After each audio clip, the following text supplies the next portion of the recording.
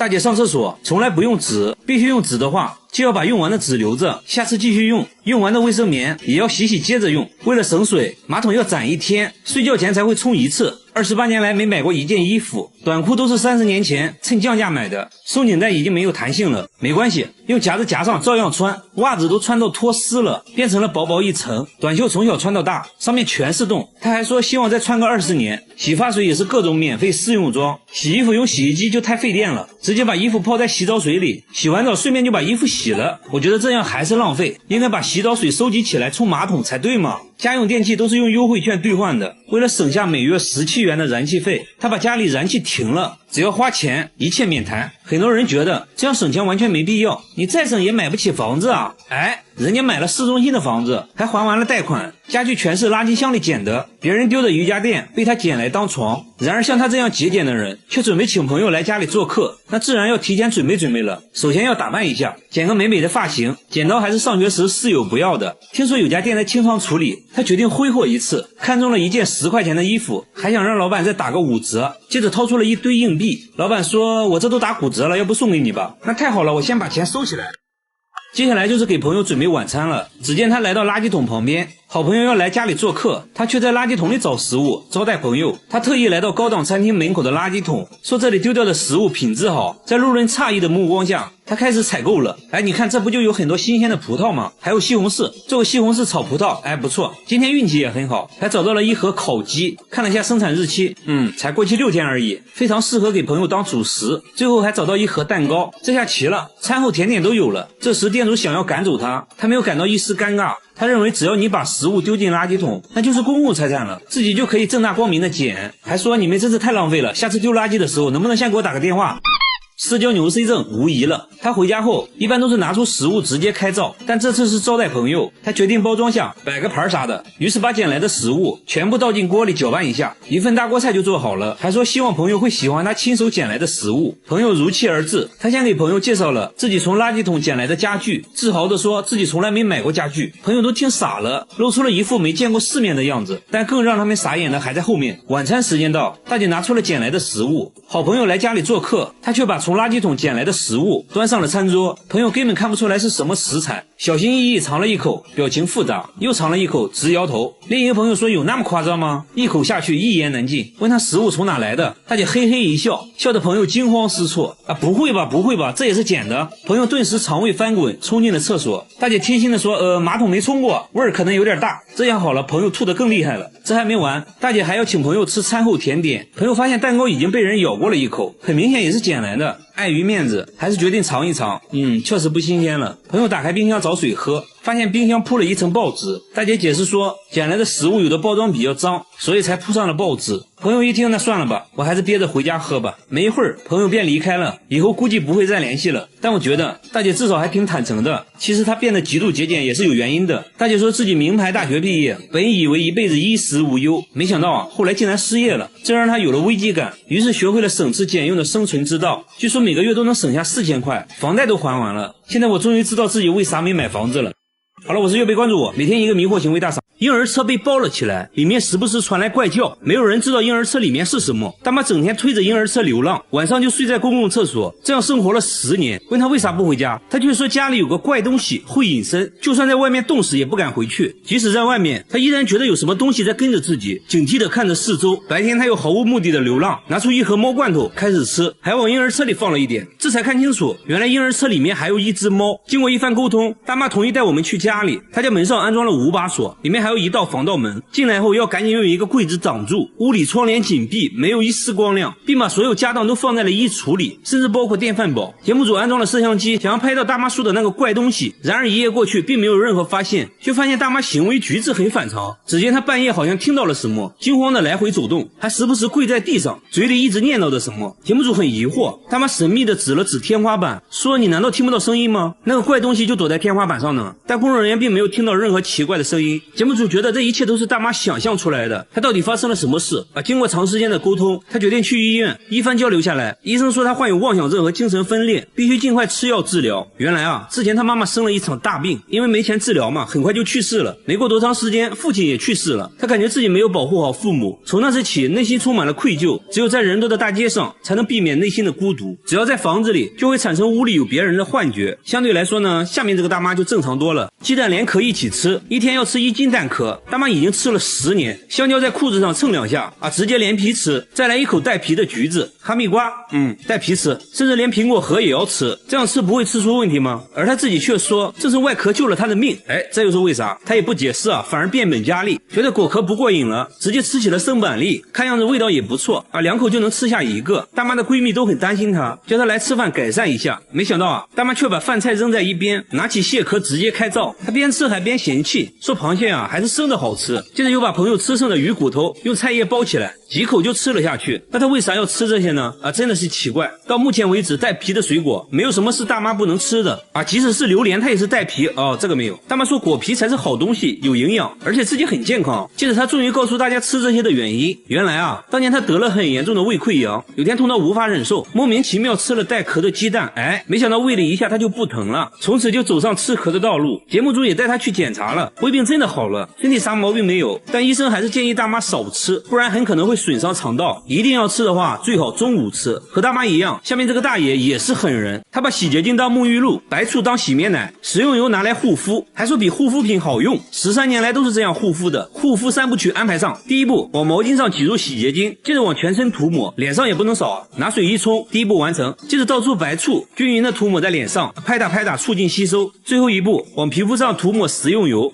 保湿又美白。他说白天要用玉米油，晚上用花生油，这样保湿效果最好。工作人员摸了摸，果然很光滑。这样一套下来的话，就可以上烧烤炉了。不仅如此，大爷刷牙也要用白醋，说可以消菌杀毒，口气都变得清新了呢。至于牙膏嘛，有别的用处。只见他往手上挤入半管薄荷味牙膏，接着就开始洗头了。你别说，泡沫还挺丰富的。大爷说这样洗完清爽自然，工作时也要随身带着白醋，没事就要拿出来涂一涂。看电视也不能闲着，连妻子都不能理解大爷的奇葩操作，直接把妻子熏走了。为了达到更好的保湿效果，他还会用食用油自制面膜。不得不说皮肤看着细腻了很多，医生也没有检查出任何问题。由于大爷年龄大了，如果继续这样操作的话，皮肤可能会恶化。这种护肤方式好不好不知道，反正我感觉挺入味的。好了，我是月贝，关注我，每天一个迷惑行为大赏。他每隔半小时就要换一双袜子，包里每天都装着10多双袜子，外加1条毛巾。同事都觉得他有病，而他确实患有非常严重的多汗症。有多严重呢？大家做了个测验，不到3分钟，汗水就以肉眼可见的速度冒了出来，甚至直接滴了下来。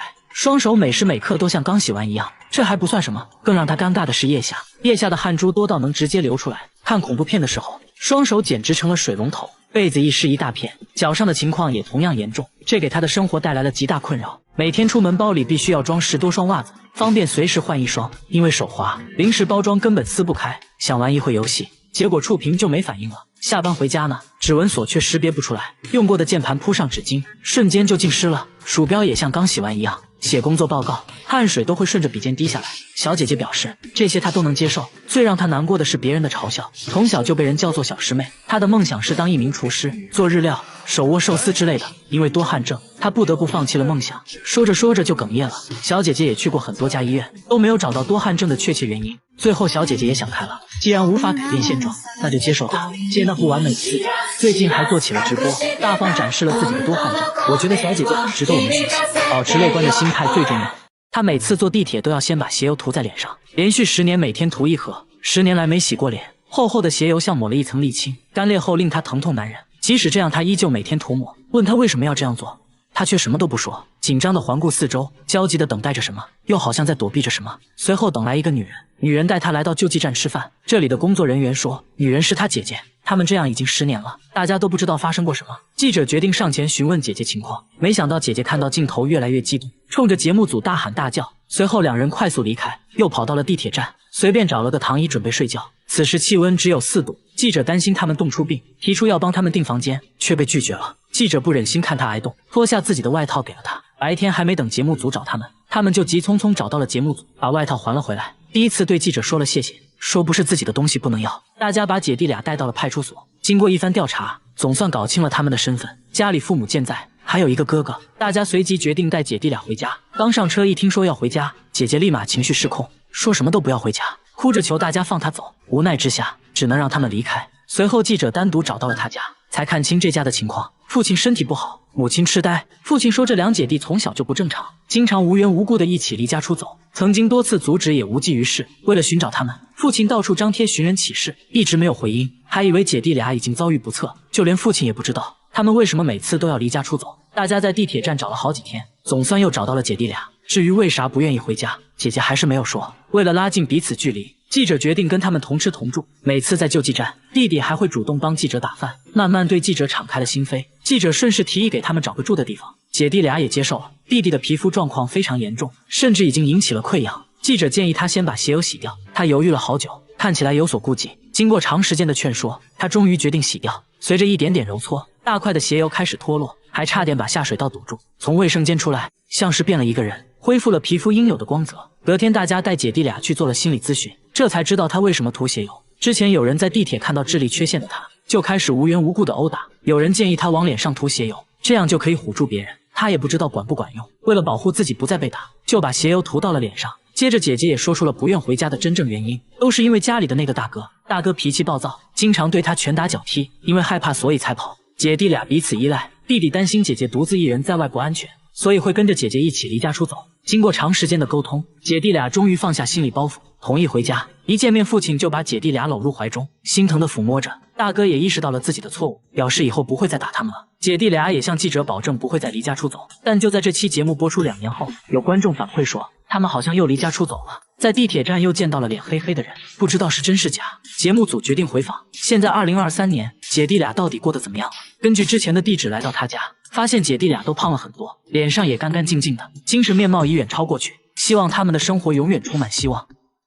小姐姐的指甲长进了肉里，指甲内卷得很严重，周围呢还一直流脓。碰巧呢今天还被别人踩了一脚，差点原地去世。不仅如此，脚上的鸡眼也同样严重，注定今天是个大工程。不过呢看到最后非常解压，整个人都舒服了。这种情况呢先安排个超声波洗脚，洗完后呢分别敷上一点软化膏，等待片刻后指甲就会变软一点。接着呢用镊子把脚毛拔掉。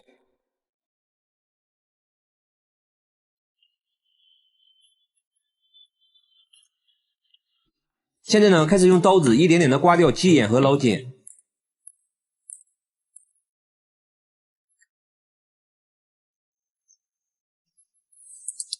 处理完鸡眼，就来到了今天的重头戏。先把指甲周围的脓包挤掉，再分别往指甲上滴上药水。小姐姐说自己被甲沟炎折磨了10多年了，自从得了甲沟炎，就没再穿过高跟鞋，泡菜厂里的工作也丢了，因为没办法用脚踩酸菜了嘛。以前呢还尝试过拔掉指甲，实在疼得受不了。修脚师傅向她保证，这次呢一定给她弄好。说着就掏出了打磨机。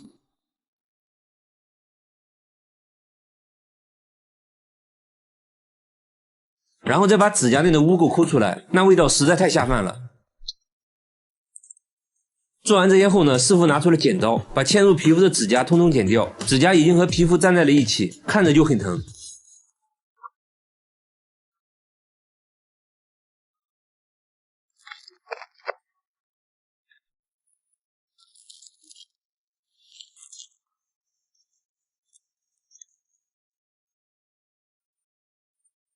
接着呢，师傅开始安装矫正器，把指甲拉平。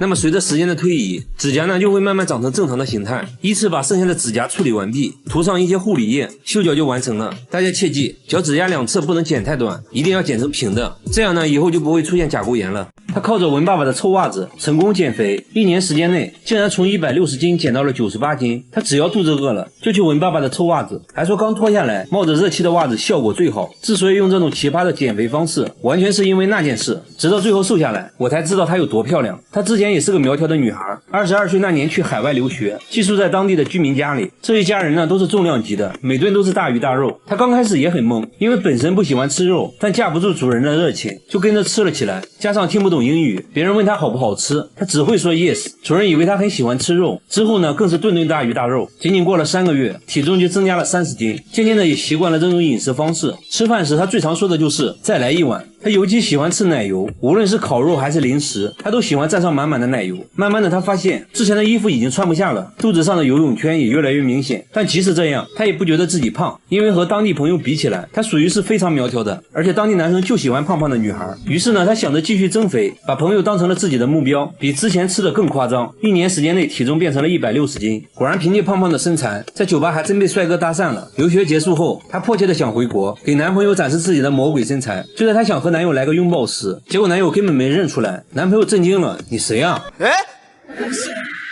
隔天男友就提出了分手，理由呢也非常直接啊，你太胖了。他终于明白自己这不叫微胖，而就是胖，发誓要减肥。于是呢开始运动，接着控制饮食，坚持了没几天，实在饿得受不了了，就在放弃的边缘，突然传来了一股恶臭，抬头一看就看到了爸爸的袜子。有这么臭吗？拿过来一闻，差点晕过去，瞬间就没了食欲，还不停的想吐。他突然灵光一现，通过闻臭袜子来控制食欲好像还不错，于是只要肚子饿了就去闻爸爸的臭袜子，刚脱下来的袜子效果最好，闻一下能顶一整天。再后来呢，他把臭袜子随身携带，父母吃饭他就闻臭袜子，就这样坚持用闻袜子的方式减肥。1年时间内，他从160斤减到了98斤，之前的裤子穿在身上足足大了一大圈。但是大家不要模仿，这只是他个人的减肥方式，不一定正确，也并不适合所有人，搞不好还容易肺部感染脚气。减肥呢量力而行，健健康康最重要。仔细看，他家卧室的墙上居然会不停的出血，即使擦干后还是会有红色液体不停的渗出来，而且只有靠着床的这面墙会出现这种现象。把渗出部位打开后，可以看到红色液体是从墙体内部渗出来的，内部还填充了保温材料。主人说这种情况是2周前开始出现的，那天早上起来就发现墙壁出现一个硬币大小的红色斑点，他怀疑是身上的伤口印上去的，但是他根本就没有受伤，这就很奇怪了。他也没太在意，继续上班。下班后他发现红色斑点越来越多，用刀子把墙割开后，里面就开始渗出红色液体，这多少有点恐怖了，该不会里面有什么不干净的东西吧？随后节目组在渗漏处贴上纸巾，用摄像机全程记录，没一会儿干净的纸巾上就出现了红色液体，会不会有猫咪之类的卡在了里面？但主人说应该不会，墙里面没有任何空间，墙体厚度也就10多公分，为了保暖，他们还填充了保温泡沫。更蹊跷的是，随着红色液体的出现，他父亲的身体变得很差，自己也发生了一些怪事。为了搞清楚怎么一回事，节目组找到了专业的装修师傅，师傅也觉得很奇怪，从来没见过这种情况，于是他决定上门一探究竟。一番检查下来，师傅决定揭开墙纸，瞬间一大片红色印记出现，这到底是什么东西？师傅看着红色液体陷入沉思，经过漫长的等待后，他终于讲话了。 벽에 코팅을 해주는 본드제 역할을 해주는 습기 차거나 시간이 오래될수록 색깔이 더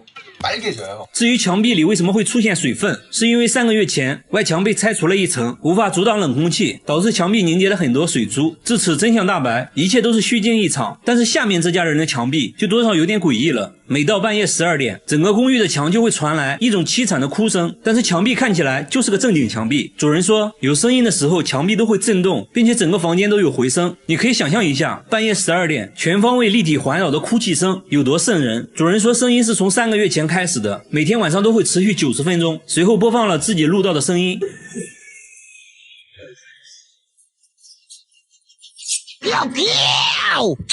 听起来又哭又笑的，看起来这只鬼的情绪不是很稳定啊。节目组还询问了公寓其他住户，发现很多人都有同样的困扰，他们也录到了一样的哭泣声，都表示声音是从墙里传来的，而且有声音的时候，燃气管道都会震动。物业也调查过原因，关闭了所有能产生噪音的设备，但最终声音还是没有停止，很多人因此都无法安心睡觉。节目组带着录音找到了专家，随后专家发现了异常，录制的声波和真人声波差异很大，而且录制的音频有一种很规律的循环，所以专家认为声音应该是人为剪辑过的，并且是在录音机上循环播放的，所以是有人故意这样做的。现在问题来了，那到底是谁搞的恶作剧？节目组在公寓不同位置都安装了摄像头，想要找到这个人，接下来就是等待声音的出现。但是1夜过去了，完全没有出现哭泣声，一晚不行那就2晚。节目组在其他楼层安装了更多的摄像头，果然功夫不负有心人，最终还是没有出现声音。其实我觉得已经没必要再调查了，很明显恶作剧的人就在公寓里，至于是哪个就不好说了。过了好多天，小哥又给节目组打来电话，说这些天都没有再出现声音，自己睡得也很好，而且还找到了女朋友。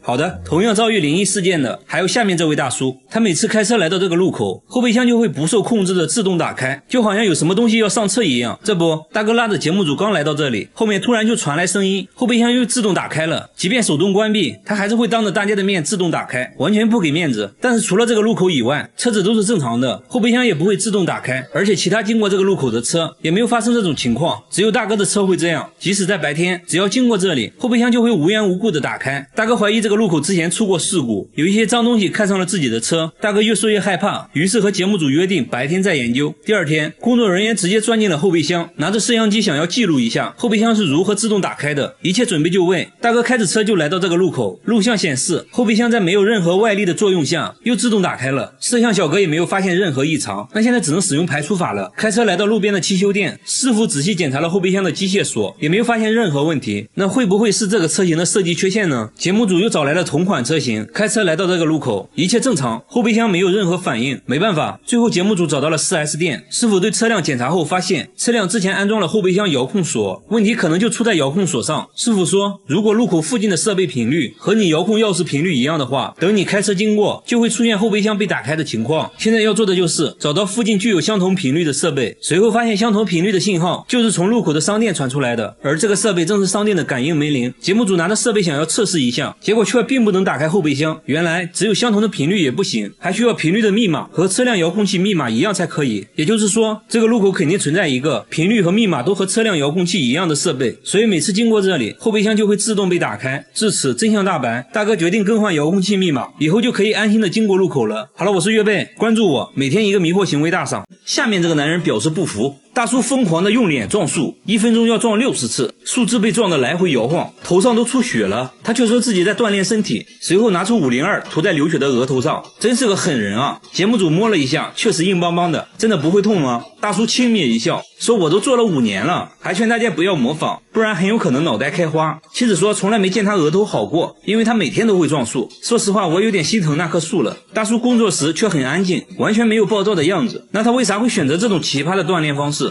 原来大叔曾经也是个拳击手，因为比赛打得不好，根本赚不到什么钱，但是要养一家老小，他不得不退出拳击，最后开了个修鞋店，而且店铺所在区域治安很差，他要让别人都知道自己不好惹，这样就没人可以找自己麻烦了，所以就开始撞树了。节目组决定给大叔一个惊喜，带他来到一家拳击馆，面对久违的沙袋，大叔跃跃欲试，激动地说自己已经30年没来过拳击馆了，说着说着声音都沙哑了，熟练地缠上拳击绷带，和陪练一阵切磋，毕竟久出战场，看得出来力不从心，但是大叔还是很开心，这是自己的梦想啊。大叔受伤会用502，然而下面这个大爷也会用一个奇葩的东西，他全身贴了100张狗皮膏药，手上来1张，额头来1张，耳朵下巴也不能少，除了眼睛都贴上了狗皮膏药，然后就安心的笑了。家里还存了上百箱的膏药，但妻子却说他根本就没病，也没有关节炎，甚至比同龄人还要健康，吃骨头比狗吃的都快，下地干活也没有任何问题。由于身上贴满了膏药，太阳一晒就会变得很烫，所以他不能长时间在地里干活。村里人都不能理解大爷为啥要给自己贴膏药。每天晚上睡觉前，妻子会帮大爷贴膏药，不一会儿就用掉了100张，只有这样大爷才能安心的睡觉。长期贴膏药对他皮肤造成了严重伤害，有些部位出现了溃疡。节目组带他来医院检查，医生说由于膏药的刺激，他得了皮炎，必须马上停止贴膏药。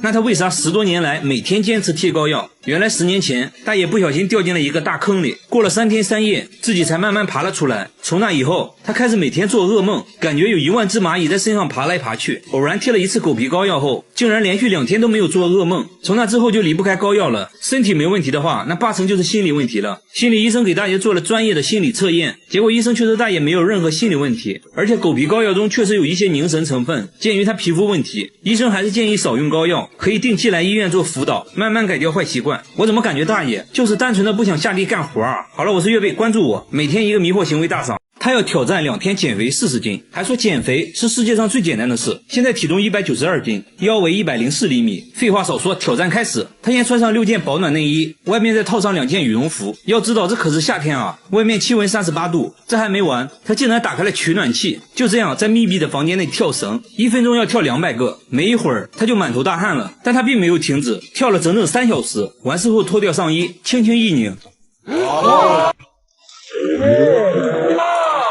他信誓旦旦的表示已经减掉10斤了，开什么玩笑，来直接上秤。我去，184斤，3个小时内竟然减掉了8斤。他没有休息，连口水都没喝，接着来到健身房，穿着羽绒服跑步，周围人都看呆了，这该不会是个傻子吧？就这样，运动加节食24小时后再次上秤，现在体重减到了177斤，24小时内一共减掉了15斤。照现在的速度来看，2天减40斤，感觉真的能实现啊！挑战还在继续。第二天一大早，他就穿上羽绒服开始跑步了，还都是跑的上山路。回家后，妈妈喊他吃饭，他却在冰箱拿了2块冰块含在嘴里，继续疯狂跳绳。现在已经过去了32小时，就要进入最后的冲刺了。结果节目组却在街边的便利店找到了他，他竟然偷偷的吃烤肠，接着还喝了1罐可乐，还说不吃饱哪有力气减肥。不过还好，回家后他继续运动到深夜。第二天一早，挑战时间到，他已经准备好上秤了。结果现在体重是166斤，也就是2天内减掉了26斤。虽然有一点点打脸，但这样也很夸张了。他认为是烤肠和可乐影响了自己，还说自己最高纪录1天减过30斤。那么他为什么要用这种方式减肥？原来他曾经是一名拳击手，拳击比赛是分重量级的，为此他进行过无数次的节食减重，知道如何快速的减重和增重。但是大家不要模仿，毕竟人家是专业的，是个狠人。但是要说狠，大叔为了健康，每天往膝盖钉钉子，5厘米长的钉子被他硬生生敲进了膝盖，接着用拔罐器对着伤口抽血。问他为什么要折磨自己，他却说自己在享受。每当感到疲倦时，就会从身上抽血，抽完立马感到异常轻松。下班了抽一管，睡觉前也要抽一管，就这样做了10年。老婆看到他在后背钉钉子，直接吓到腿软，怕他钉死了，说他有次放血过多，都站不起来了，为此还在家休养了3个月。然而他却并不在意，现在反而变本加厉，觉得在腿上放血不过瘾，直接开始往头上钉钉子，这导致他大量脱发。他却感觉自己年轻了20岁，更坚信放血疗法对自己有用。然而医生听说后都懵了，说他的想法和方式都是错的。不仅如此，如果钉子损伤了神经，有可能导致瘫痪，而且检查发现他血液里的各项指标都很正常，他根本就没病。下面就没啥好说的了，进行心理治疗吧。沟通下来才知道，大叔曾经患有严重的抑郁症，吃过很多的药。再后来他觉得自己体内药物残留严重超标，认为自己的血不干净，才想着用拔罐器抽血来放毒。不过还好，大叔最后意识到自己的危险行为，回家就把拔罐器砸了。之后的日子里，他用运动代替了放血疗法，生活步入正轨。大家千万不要模仿哦。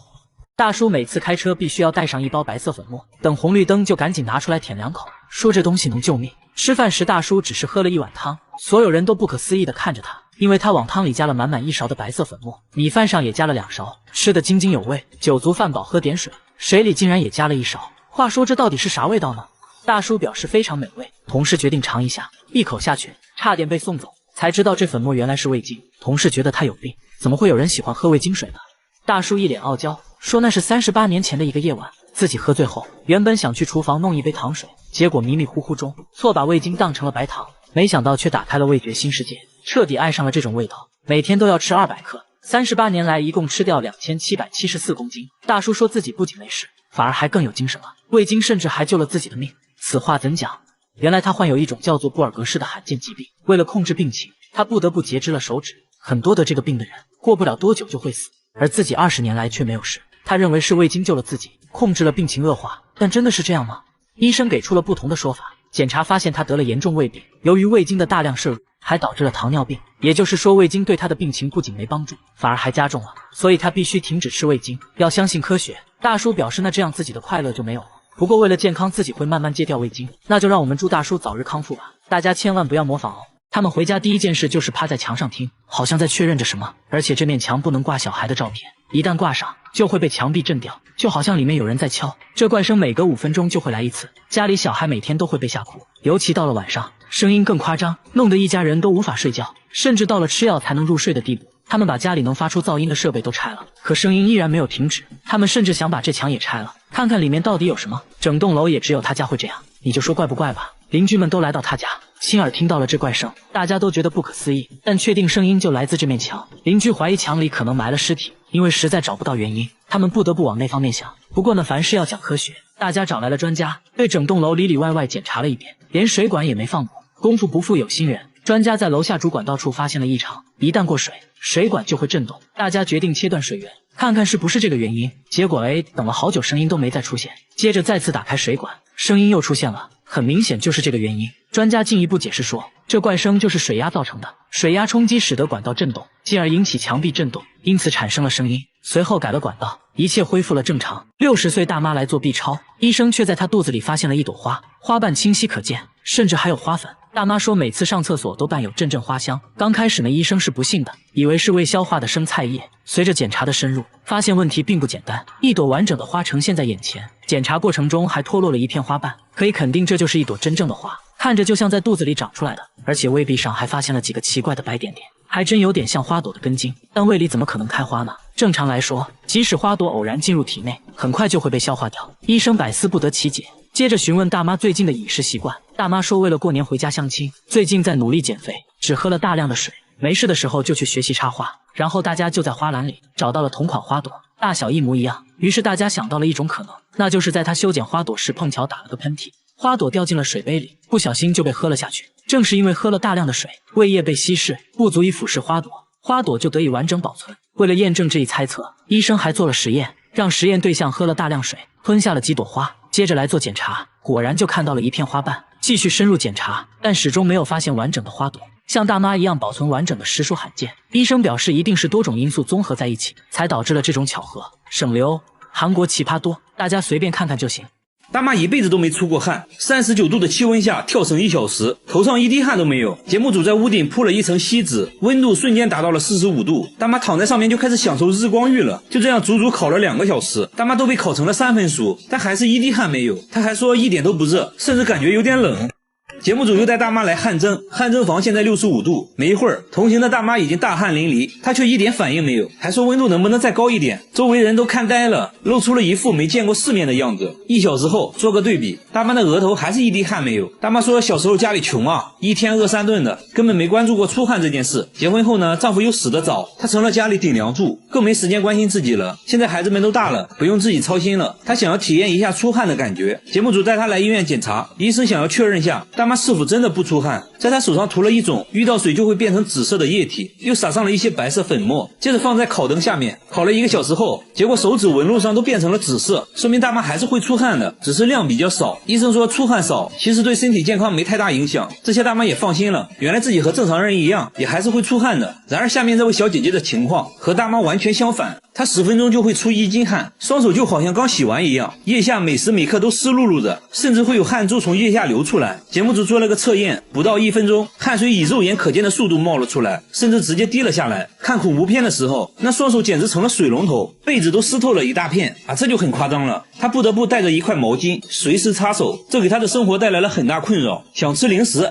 不行，太滑了根本撕不开，想要玩一会儿游戏，结果触屏就没反应了，必须要往身上蹭2下抹去汗水。下班回家呢，指纹锁根本识别不出来，用键盘打字也同样夸张，纸巾铺在键盘上就印出水印了，鼠标也像刚洗完一样，写工作报告汗水都会顺着笔尖滴在书本上。她脚上的情况同样严重，她每天都要更换25双袜子，别的小姐姐包里都是口红化妆品啥的，她包里却装满了袜子。然而令人惊讶的是，其他身体部位却一点汗也不出，甚至非常干燥。小姐姐也很痛苦，小时候还被朋友嘲笑过，她的梦想是当一名厨师，因为多汗症她不得不放弃了梦想。去医院检查过后也没有找到多汗的确切原因，最后小姐姐也想开了，既然无法改变现状，那就接受它，接纳不完美的自己。她还做起了直播，大方展示了自己的多汗症。我觉得小姐姐很值得我们学习，保持乐观的心态最重要。然而下面这个大叔的情况更奇葩，他只有半边脸会出汗，左脸汗如雨下，右脸却非常干燥，从中间对分开，即使是嘴巴和鼻子也是1分为2，路人都看懵了。小朋友的表情最真实，更神奇的是，当他吃辣的时候就换成了右脸出汗，左脸又变得干干净净，把纸巾铺在脸上，右边瞬间就湿透了，左边却一点事没有，很直观的就可以看出区别，两边脸分工明确，始终就只有一边脸出汗。大叔说这种情况是1年前开始的，他之前受了很严重的伤，下半身都瘫痪了，手术后虽然身体恢复了健康，但出现了现在这种情况，他怀疑是手术留下的后遗症。随后来到医院检查，医生说这其实不算后遗症了，是由于术后的脊椎在恢复，中途可能压迫到了汗腺神经，才出现了半边脸冒汗的现象。不过不用担心，等脊椎恢复正常后，汗腺就可以正常工作了，这种情况就会慢慢消失的。听到这些大叔就放心了，保持乐观的心态，等它自动恢复。但我有个快速恢复的方法，在很热的地方吃辣的，那不就两边都出汗了吗？对吧？嘿嘿，我真是个机智的少年。好了，我是月贝，关注我，每天一个迷惑行为大赏。他的指甲比你的手还要长，最长的有20厘米，小拇指的指甲最正常，看起来却显得格格不入。他说小拇指是专门抠鼻屎的，他淘米时不用手，2根指甲勾搂勾搂就淘洗干净了。开火时用手背，打鸡蛋也是小菜一碟，吃饭也能熟练的使用筷子，但我感觉筷子有点多余啊。电脑打字用铅笔，剥橘子就要用镊子，戴手套也难不倒他，把手套剪个小洞就行了。金刚狼见了都直呼内行啊！他还要花大量时间保养指甲，一瓶指甲油只够用一次的，完事还要给指甲戴上保护套，以防在睡觉的时候折断。出门上街必须要把指甲护在胸前，回头率那是100%，路人的表情说明了一切。大姐不仅指甲长，头发也很长，头发都能拖到地板上。我觉得她演梅超风都不用化妆，即使是周围邻居在晚上遇到大姐也会被吓到。邻居都想不通大姐为啥要留那么长的指甲，原来大姐从小就爱臭美，最喜欢做的就是涂指甲油。有一天晚上做梦，梦中人告诉她，无论发生什么都不能剪指甲，否则就会遭遇不幸。刚开始大姐也没当回事，这不就是个梦吗？但是每当她剪指甲就会心跳加速，剪完指甲就会生病，后来就开始一直留指甲了。为了让自己的指甲显得不那么诡异，大姐来到美甲店，店主刚开始也被吓了一跳。店主在大姐指甲上画上图案，这样又显得可爱多了。大姐说会一直留着指甲，准备以后出演梅超风。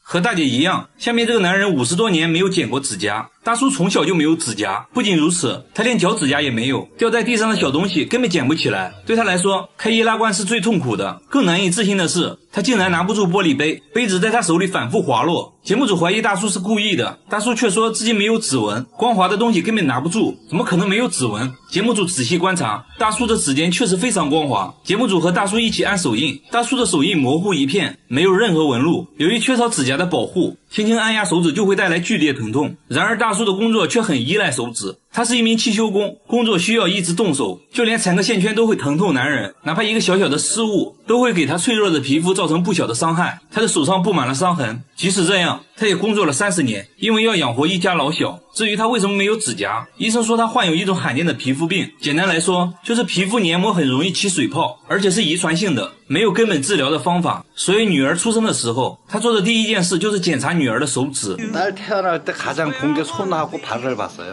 看到女儿有着正常的指甲，大叔激动的哭了。他不想让女儿承受和自己一样的痛苦。大叔平时最喜欢做的就是帮女儿剪指甲，女儿也很懂事，会帮父亲包扎伤口。我觉得大叔可以去做个美甲，就是贴个假的指甲，可能会好一点。和大叔一样，下面这个女孩从小就与众不同。女孩长了满脸的胡子，又粗又硬，从鼻子一直延续到脖子。不仅如此，她的2个妹妹也长了满脸胡子。奇怪的是，她的2个姐姐却是正常的，而且她妈妈脸上也是干干净净的。妈妈说她们刚出生脸上就有胡子，可能是遗传他们的父亲。照片可以看得出来，他们去世的父亲就是满脸胡子，但只有最小的3个姐妹遗传了父亲。随着年龄的增长，脸上的胡子也越来越旺盛。她们也尝试过刮胡子，但是越刮长得越浓密，全身上下厚重的毛发让她们很痛苦。同学都嘲笑她们是猴子，这给他们造成了严重的心理伤害，他们变得抑郁焦虑，姐姐甚至放弃了上学，选择在家里帮忙种地。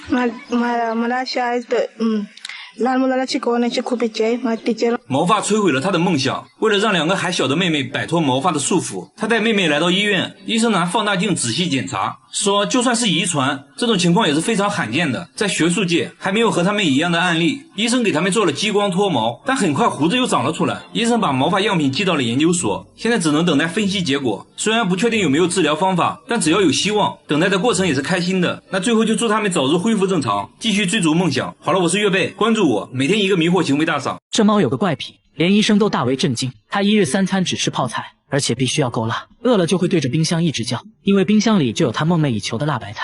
主人受不了了，从冰箱拿出了一片泡菜，小白闻了闻，几口就吃完了。看起来一片泡菜根本不够吃，主人又把泡菜和米饭拌在一起，给它做了个泡菜拌饭。但小白很挑剔，只吃了拌饭中的泡菜，1粒米饭都没吃。主人说小白是流浪猫，刚捡回来的时候它什么都不吃，直到拿出泡菜的一刻，它竟然2眼发光，一直叫个不停，才知道这猫喜欢吃泡菜。我们都知道韩国人喜欢吃泡菜，难道韩国的猫也都喜欢吃泡菜吗？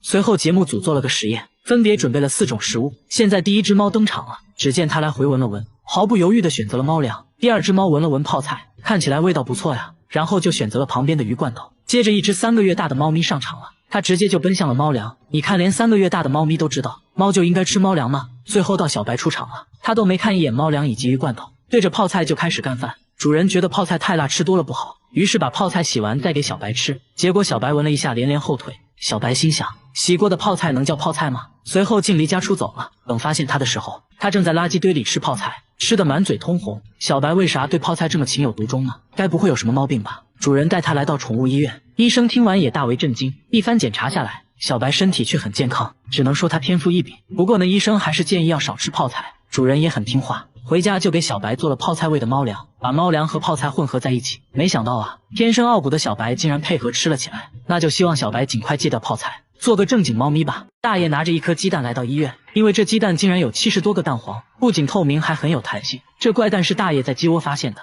当时就感觉蛋壳比较软，因为这母鸡之前也下过软蛋，大爷也没在意，回家就把蛋煮了。结果煮开后，蛋壳里竟然蹦出了70多颗透明的蛋黄，就像弹珠一样。大爷慌了，活一辈子了都没见过这种事，连忙把鸡蛋拿给村里人看，村民都很震惊，认为这是不祥之物，还让大爷赶快处理掉。那现在咋办呢？大家带着这颗怪蛋找到了有着30年养鸡经验的养殖户，他凭借自己的经验一口断定这不是鸡蛋，说这70多颗透明的东西根本就不是蛋黄，毕竟这就是大爷在鸡窝里发现的，不是鸡蛋那是什么呢？大家思前想后，建议大爷去医院问问。医生看到就笑了起来，说这很明显就是人造的，看起来呢更像是一种玩具，真的只是玩具吗？那这样只好去找玩具专家了。一打开盒子，玩具专家们就开始窃窃私语，接着异口同声地说是奇趣蛋，还说这里面有弹珠，可以捏着玩。奇趣蛋和这个怪蛋不能说是很像，只能说是一模一样。随后大家还买来了这种玩具，剪开就冒出了大量弹珠，原来让全村震惊的怪蛋只是一个玩具而已。大爷略显尴尬地笑了起来，但现在还有一个问题，到底是谁把这玩具丢在了鸡笼里？鸡笼在屋顶，平时只有大爷和老伴才可以进入。大爷给亲戚朋友打电话，都说没有去过屋顶，甚至还问了孙子，但小孙子并没有这种玩具。看来真相也许只有这只母鸡知道了。男孩去配眼镜，却被医生要求看课文，他的反应让医生目瞪口呆。机器显示他1秒就可以看2131个字，这是什么概念呢？也就是说1分钟就可以看完一本100页的书。学校里他只是简单的翻书，却引来了同学们的围观，所有人都不可思议地看着他。翻完书他竟然说看完了，同学们让他把故事讲出来，结果呢他还真就复述下来了。为了验证真假，节目组拿了本新书让他看，不到1分钟又看完了，随机提问和书有关的问题，结果全部回答正确，看起来好像真的有超能力。用专业仪器测算他的阅读速度，结果连专家都服了，阅读速度太快，差点连机器都无法识别。专家还发现他看书时大脑皮层异常活跃，表现出了更高的专注力，也就是说他看书就好像我们玩游戏一样享受。1年看的书能堆满整间卧室，吃饭的时候看，上厕所的时候看，甚至连睡觉也。而这个没法看，那怎么从科学的角度来解释这种超能力呢？男孩说自己在翻书的过程中，大脑会对每一页拍照，然后存储起来。为了彻底理解消化，看完书他要再复述一遍并且录音，这样来增强记忆。说实话，这种超能力我是不信的，韩国人都这个屌样。